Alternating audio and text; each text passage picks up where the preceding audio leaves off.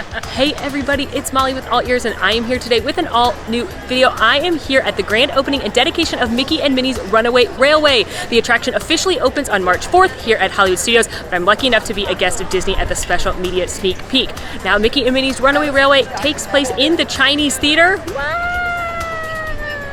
which you may recognize as being the former home of the Great Movie Ride. So we're going to be checking out the attraction, talking about some Easter eggs, seeing if it's worthy of replacing the Great Movie Ride, and it's going to be a lot of fun. I hope you're ready. I hope you're excited. All aboard! Boop, boop.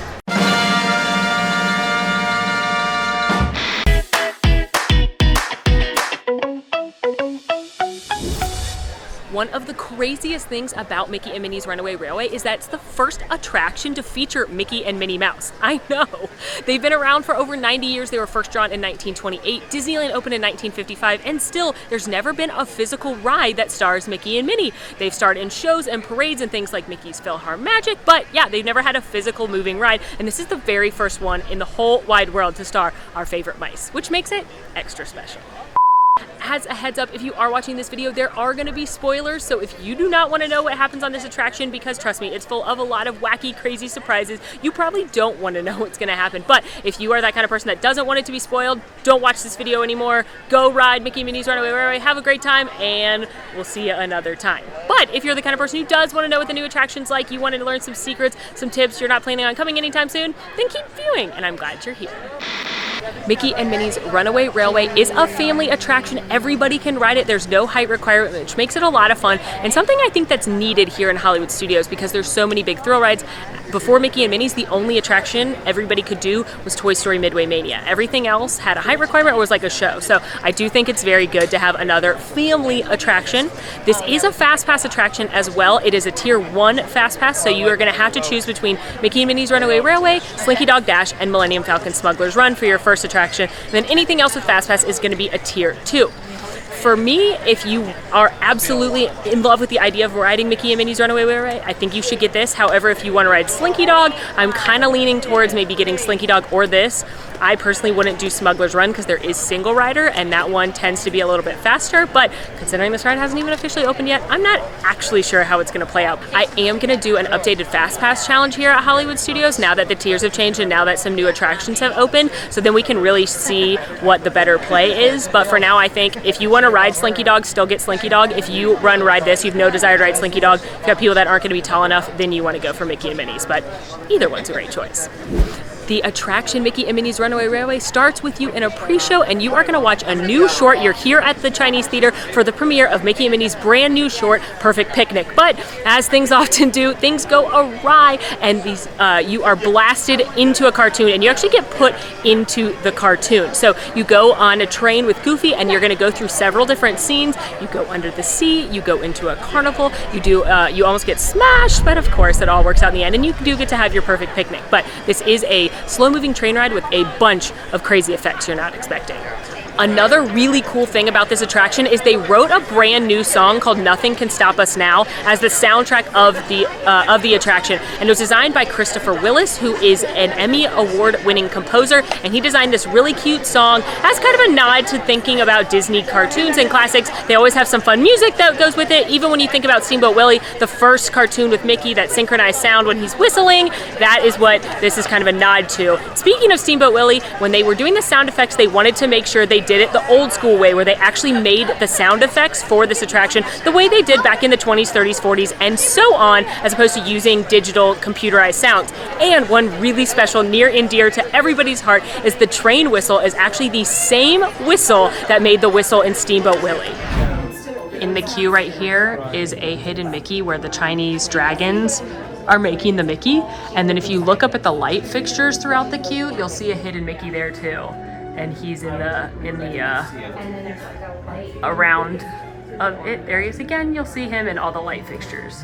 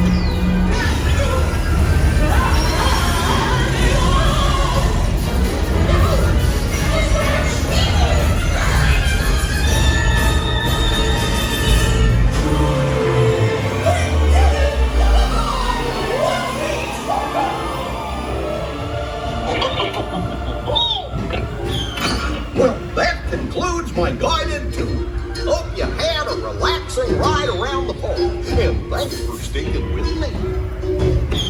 Hey, picnickers! Told you nothing was gonna go wrong. Nothing can stop us now.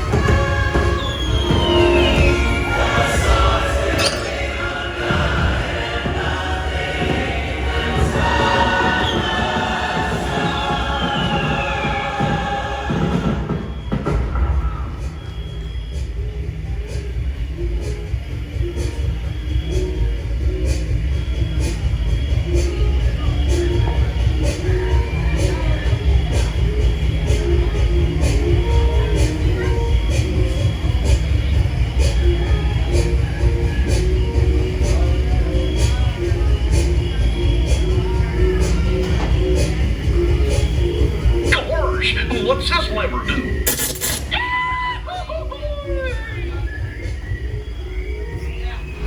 Okay, I just got off the attraction and I'm not gonna lie, I'm a little overwhelmed by everything that happens. A lot happens in this attraction in a very short amount of time. There is some crazy cool technology. Some of it I understand how it works. They do use the trackless vehicles like in Rise of the Resistance, like in Remy's Ratatouille Adventure. They do have those trackless vehicles as part of it. But then other things, it seems like it's a lot of just projections, but the way it's done, it's incredible and it truly makes you feel like you are in a cartoon. It doesn't look like projections. It doesn't look like anything real. It looks and feels like you are inside of a cartoon. So it's pretty incredible that way. It's definitely, again, something you're gonna wanna ride more than once because there's so much happening. You go through like 5 or 6 different scenes very quickly and it's honestly incredible. So I really liked it. I think it's adorable and I'm not even the biggest fan of this style of animation of Mickey and Minnie and the gang. I prefer the more classic look, but I still really liked the attraction. I'm very blown away by all the effects and I think it's incredible that there are so many effects and it's so detailed and elaborate for an attraction that the whole family can enjoy. There's no height requirement like I've said, which is pretty amazing. It's one that doesn't matter how old you are, you're gonna love it because of how exciting and how thrilling it is, even though it's still a family attraction. So I don't know how the Imagineers do it. They are literally magicians, you guys. Now for the big question, is it better than the Great Movie Ride? I actually can't answer that because if you're a diehard Great Movie Ride person, this probably isn't going to convert you into thinking that it's better than the Great Movie Ride. However, most people I've talked to do think it's a worthy replacement and a worthy resident here in the Chinese theater, and I have to agree. I think it's a really fun attraction. I really liked it. I personally liked it more than the Great Movie Ride. I think the Great Movie Ride, at the very least, needed to be updated because it was a little outdated, and so I don't know if they necessarily had to like literally remove the whole thing, but if they're going to, I do think this is a worthy replacement, and I think it's a worthy first attraction for Mickey and Minnie. So overall, I really liked it. I think most people are really gonna like it. You're gonna have those people forever that the Great Movie Ride was their favorite attraction and nothing's ever gonna replace it, and I totally get that and respect it, but for most people, I think they're gonna truly enjoy this attraction, and it's a really good addition to Hollywood Studios. Also opening on March 4th is Mickey Shorts Theater. It's a brand new theater that's been renovating. It's showing a never before seen Mickey and Minnie short called Vacation Fun. I don't really know what to expect, but I'm excited to go check it out.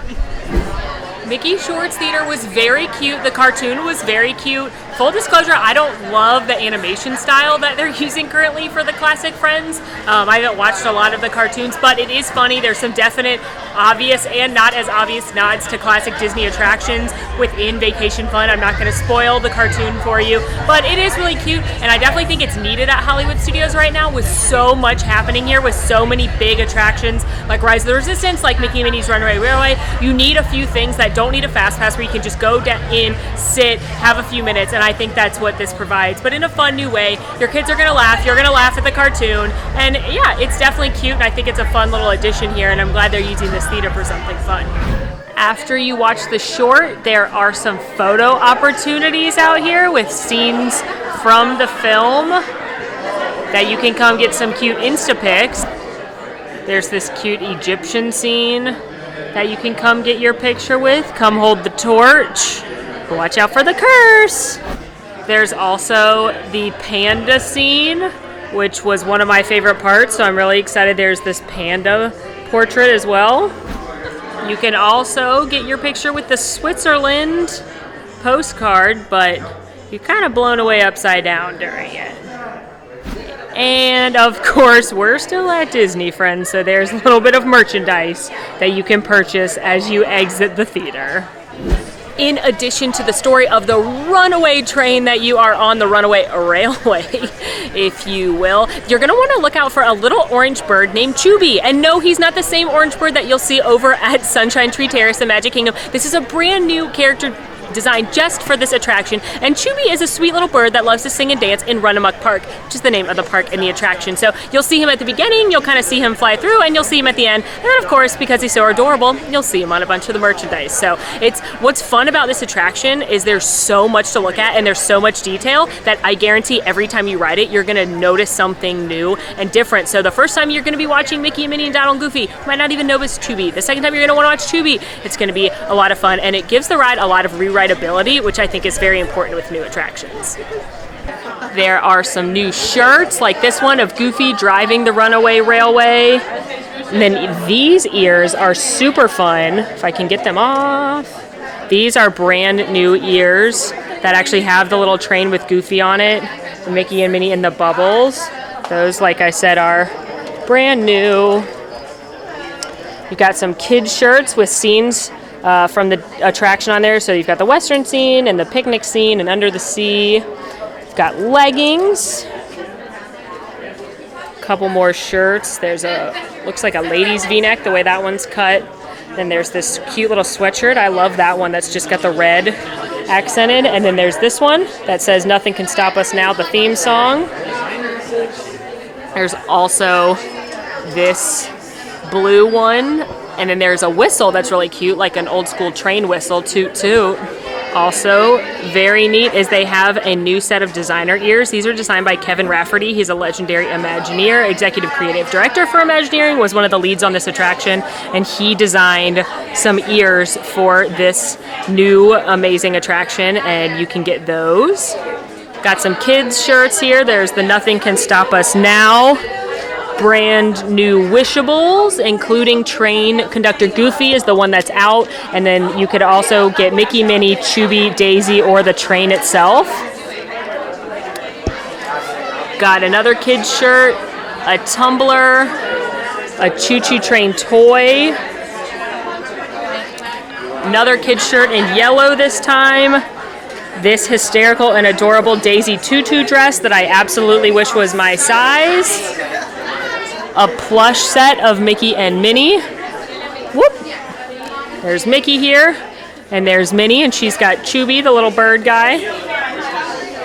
Put that back. Oop, I'm struggling putting that back. There we go.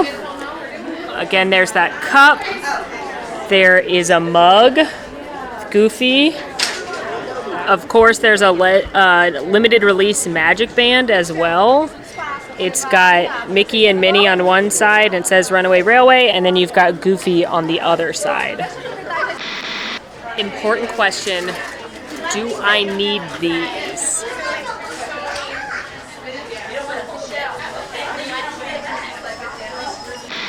Another thing I want to point out and talk about is a lot of people were like, why do Mickey and Minnie belong in the Chinese theater? But it's actually really historical to Mickey and Minnie. Several of their shorts throughout the years debuted at the Chinese theater, like not this one, the real one in California. So it makes sense that Mickey and Minnie would be hosting their big premiere here inside the Chinese theater. A couple more Easter eggs for y'all to look for. When you go into one scene, you're gonna notice an archway over you, and it says, I think it's down the sewer, and it says 1901 on it. That's the year Walt Disney was born. He was born December 5th, 1901, so that's a nod to him. Also in another scene, you're gonna see a water fountain, and it says iWorks Waterworks. That is a nod to Ub Iwerks, who was the first person to draw Mickey Mouse after Walt Disney. He was the lead animator on Mickey Mouse, who did so many of the classic Mickey cartoons that we all know and love, so that's a nod to him. And then additionally, in the scene where all the construction's happening with Pete doing the electric you know, the thing, the jump, and it goes zzz, that thing. In that scene, there are addresses over a bunch of the buildings, and one of them over the flower shop is 1401 Flower Street, and that is a nod to the address of Imagineering out in California. It's actually at 1401 Flower. So a couple more little Easter eggs for you to look for. There's tons of them in this attraction. Another one to look for is there's a newspaper, and it says Oswald wins on the cover of the newspaper, and that is a nod to Oswald the Lucky Rabbit, who was actually the cartoon character Walt drew and dreamt up first before Mickey Mouse. There was Oswald the Lucky Rabbit, and then through an unfortunate contract loophole with some mean guys over at another company, Universal, Walt lost Oswald, and many of his most popular and his best animators went over to Universal, and Walt was really sad, and he was on the train back from New York to California, and he was all worried about what he was going to do, and that's actually when the idea for Mickey Mouse popped into his brain. So there's a nod to Oswald the Lucky Rabbit in there as well on that newspaper. A few more Easter eggs. I'm telling you, every time I ride this, I see more and more little details that I've got to tell you guys about. This one is that if you sit in the back and look around, you'll actually see Pluto in every scene. Pretty much every scene he pops up, and he's got the picnic basket that Mickey and Minnie lost, and he just wants to give them their picnic basket, and he looks really sad. That's a little upsetting, but it's very cute, and it's a fun thing to look for. But don't spend too much time looking back. You gotta look forward. Another is that in the first park, the park scene before things get too crazy, we were in the back car this time, and riding around you can see little characters like on bikes. You'll see Mickey and Minnie in their car, but actually a 4-cycle bike comes by, and they all look like Goofies, but they're all dressed in the Dapper Dan outfit, so they're in the 4 different colors. It's a really cute one. Super excited because we are chatting with Kevin from Walt Disney Imagineering. Thank you so much, Kevin. Oh, thank you, Molly. It's great to be here. Thank you. Can you let everybody know what your job is with Imagineering, and Sure. specifically what your job was here with Mickey and Minnie's? Okay, I am, for Mickey and Minnie's Runaway Railway, I was a show writer and the executive creative director, so I got to lead the project. Awesome. Yeah. Now, I'm a big Disney history nerd, so Right. I know you've worked on a ton of projects. Right. Where does Mickey and Minnie's fall on the list? I know you can't pick favorites. It's probably like picking a favorite child, but... You know what? It's really funny, Molly. It's like, I'm so glad to be helping to deliver Mickey and Minnie's first ride-through, attraction. It's kind of like, I have to say, in that sense, and because it was so hard, and because, the hardest thing to do is to create an original attraction story, original attraction theme song, and deliver on the unexpected, that I'd have to say that of all the things I've worked on in this park and many parks around the world, I have a special place in my heart for this one, because it's got a lot of heart. It's magical, it's musical, it's wonderful, and it's delivering on the unexpected. Yes. And because you're a history nut and a Disney history nut, you would probably like to know that we have kind of harkened back to a lot of the Disney studio history in the attraction. We have lots of sounds that kind of, are reminiscent of sounds in Disney parks. We created the soundscape old school. In other words, today you can mine digital files and find sound effects and stuff, but we did it all lovingly by hand, like Jimmy McDonald used to do, who was the sound effects whiz, right? And there's a connection with him because he was the voice of Mickey for 38 years. So there's so much love inside this attraction that guests will feel. I love that. And I'm lucky enough to have been on the attraction a couple times now. Awesome. And my favorite thing I have to say is that both times I felt like different rides. You can go on it again and again, and you're always going to notice something new, and there's a new surprise. And that's awesome you said that, because what I like to say is there's 10 pounds of show in a 5-pound bag, right? Yes. In the spirit of showmanship, there's so much going on, and we tried to catch the comedy and the cadence and the feel and the musical sound of the Mickey cartoon shorts, and so.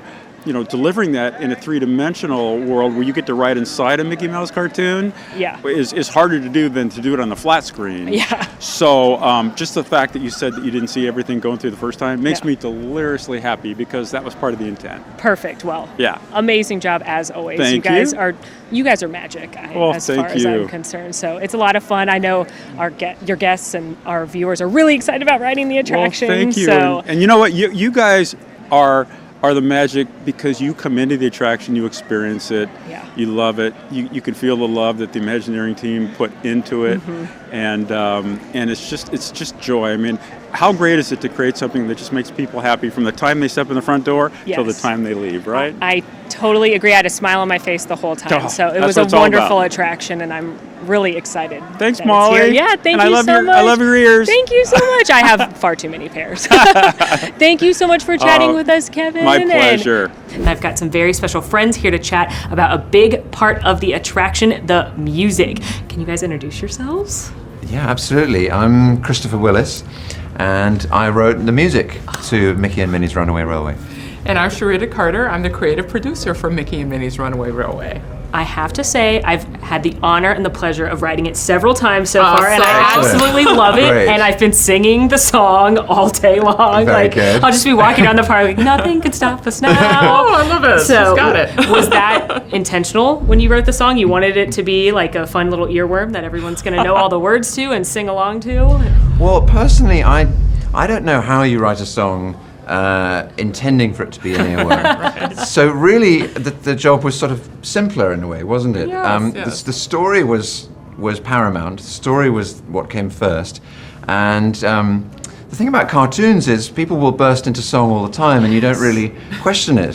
So this cartoon, the very first thing that happens is Mickey sings, but you've also got to tell the story. Yes. You've got to see what's happening. So I just really concentrated on telling the story and having a really fun song that we all liked, and didn't really worry about sort of the wider ramifications that much, I think, at the time. Right. Yeah. And as Chris said, it started with the story, and one of the things we wanted our guests to feel and experience from the moment they walk in till they leave is joy and happiness, Yeah. right? Yes. So the song serves our story Yes. conceit, and the natural result is you can sing it for us. Yes, and I had a big smile on my face the whole time on the attraction. Well, Just great. joy very is good. definitely like, if I was going to pick one word to describe this one, it would probably be joy. Oh, so that's it great. was Take it. wonderful. We love it. Is there anything, there's tons of surprises, there's tons of excitement on this attraction. Is there anything that for you, being the creative director, was like, Our producer. creative producer, was the most exciting, or the thing that you think is the biggest wow factor? You know, that's a hard one because everything about this attraction has been so amazing. And I think the fact that we did a musical, I think is really, really great. I think the fact that we had an opportunity, first and foremost, to do the very first Mickey and Minnie ride-through attraction Yes. was really, really awesome. And then this opportunity to, just really stretch ourselves from a design perspective and take that 2D flat animation that comes from the Mickey shorts and extrude it, as we like to say, into the real world so that we could create environments so that we could really, really deliver on putting you inside of a short. That whole process and that whole concept has just been an amazing thing to be a part of. Well, it is an amazing attraction, and I love that. No matter how many times you ride it, you're noticing new things. Yes, So, and that's by design. yeah, Yeah. keep you coming back again and again. Right, right. We like to say we put 10 pounds of show in a 5-pound bag. I love it. And last question for you. I know you do the music for the shorts as well. Did you do Yeah. anything different knowing you're composing for an attraction versus composing for a short that people are going to watch, or was it kind of the same idea? The spirit of it's the same. Yeah. So structurally, in terms of storytelling and stagecraft, there's a lot of the same things, and they're just really old-fashioned, classic storytelling things. But there are things you can do with an attraction like this that you can't do with a cartoon. There are scenes that you ride through where all the characters are singing all around you, and as you pass them, you sort of focus on one and then focus on another, and that's really exciting to me because you can't even conceive of that in a movie. So yeah, there are some things about it that are unique. Yeah. Well, it's a lot of fun. I think it's a perfect first attraction for Mickey and Minnie. And I thank you guys so much for chatting with us. Our and for this pleasure. fun attraction. We love that you love it. Yes, Yeah. I do. Hi, I'm Tim O'Day. I'm a Disney author and historian. Amazing. So what does that mean? If Author one's- and historian? Well, I know what an author is, but what a Disney historian, what kind of things Disney do you look historian. at? Well, I've worked in and around the company for many, many, many years. Awesome. And so I've written numerous books, articles, the Disney Parks blog. So, by de facto, you become a Disney historian. Okay, And I worked with all the Disney legends through the years. Amazing. It's great. I have a big question that I'm sure you've been asked this before, but how is it possible that Mickey and Minnie are just now getting their own ride? Well, that has been asked a lot today. But I like to say that the Imagineers come up with great ideas, phenomenal ideas. But sometimes it takes technology a little while to catch up to those ideas to make these things a reality. And that certainly is the case with Mickey and Minnie's Runaway Railway. It's an amazing attraction, and it feels like you just stepped into a Mickey cartoon. Yes. And you've been on it, right? Yes, it's incredible. So doesn't it feel that way? It does. It's It really crazy, does. and just everything, it's so immersive, and everything's around you. It's wild. It's amazing. I noticed, I love all the little details and fun facts. Yeah. Do you know of any you can share with us that people can kind of look for, those little Easter eggs? Yeah, there are a few. I like to call this an Easter basket full of Easter eggs. There's Okay. so many. But there's one in particular, if you're an Imagineering fan. Yes. All right, so Yes. there's one certain address. Did you catch that in the attraction? An address? An address. No, I caught a year, but I haven't Okay. caught an address Well, yet. So look for Yeah, an address. look for an address. Okay. But that's just one of many Okay. Easter eggs in the attraction, yeah. Awesome. I love that when there's things to look for. This attraction, there's so much going on. You Oh, want to keep going again and again, but Yeah, especially the to look for those, repeatability is amazing. for those Yeah, little it's great. details. So how do you think, a lot of people say, why is it in the Chinese theater? Can you speak a little bit to Mickey's sure. history with the Chinese theater? Sure. Yeah, easy. That's an easy one. So in 1933, there was a Mickey cartoon called Mickey's Gala Premiere. Well, the premiere took place at the Chinese theater. And the Chinese theater is known for its Hollywood world premieres. It's where Mary Poppins premiered. It's where Flowers and Trees, the first Disney film in Technicolor, premiered. So there's a long history of Disney and the Chinese theater. So it makes sense. It makes a lot of Yeah. sense. I noticed even more details. I'm serious. This thing is full of Easter eggs. There is a directional sign in the first scene and the last scene that tells you, like, this way's the fishing hole, which on whole, it's a hidden Mickey, but one of the directions is pointing to Yensid Valley. Yensid is Disney spelled backwards, and it's the name of the sorcerer in Fantasia. A few logistical things about the attraction. One, a lot of people are under the impression that it's like a simulator attraction and that you're not actually moving, but no, you're really moving. You're really on a train car. You're going around through the park and on this crazy adventure through a bunch of different scenes. So you are physically moving. Things are projected. There was one part where it's a big screen and you go over a waterfall, but I didn't have any issues with it, and I do get nauseous on things like Star Tours or Mission Space or even a little bit on Smuggler's Run. Nothing anywhere close to that intense. I'd liken it kind of to when you go on the magic carpet in Mickey's PhilharMagic, or maybe when you go over the Great Wall of China on Soarin', but Soarin's much more intense than this as far as projections and it being a virtual thing go, because this is a real ride that you're moving. And another cool thing about the ride that you're moving, depending on which car you go in, since things go crazy, you may have a different experience. So the car in the front and the car in the back are going to have a little bit different of a ride experience, which is always fun, and again adds to that re-rideability. Lastly, there is a wheelchair accessibility, but you have to transfer to get on the ride, so keep that in mind as well if that's something that pertains to you. So just a few more logistics about the attraction. Well, that is a wrap on my Mickey and Minnie Runaway Railway video. I hope you had fun following along on Disney's newest attraction. Do you have any questions for me? Definitely let me know in the comments. In the meantime, friends, make sure to rate, review, subscribe to our channel, follow us on Instagram at AllEars.net, and until next time, y'all, I'm Molly, and it's been Mouseicle. Want to see more of my videos? Click over here. Want to subscribe? You can do that right here. And also, ring that notification bell to make sure you get instantly notified anytime we post a new video. Thanks for following. See you real soon.